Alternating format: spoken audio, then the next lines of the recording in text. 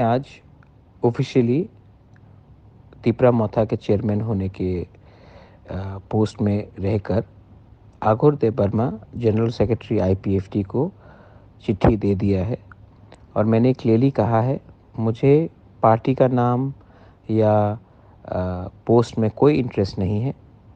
तिपरासा लोग आईपीएफटी और तिपरा मोथा को अगर एक पार्टी बनकर एक सिंबल में फाइट करेंगे, नाम जो भी हो हमको कोई चिंता नहीं है।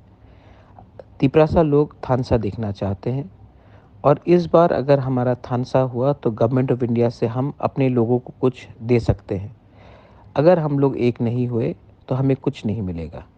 इसी के लिए मैंने चिट्ठी आघोर देबबर्मा को दिया है। वो आईपीएफटी के वर्किंग प्रेसिडेंट को देंगे और तब आईपीएफटी को सोचना पड़ेगा कि हमें आने वाले दिन में तिपरासा के संग काम करना है या अलग अलग होकर फाइट करना है या बीजेपी के संग फाइट करना है।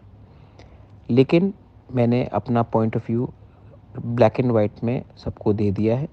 अब आईपीएफटी को विचार करना है कि वो बुबागरा के संग, तिपरासा के संग, सब लोगों के संग एक संग होकर फाइट करेंगे या उनका क्या थिंकिंग है वो डिसाइड करेंगे। मैं वही चाहता हूँ जिससे हमारे लोगों को फ़ायदा हो, हमारे तिपरासा लोगों को, हमारे दोफा को कुछ मिले।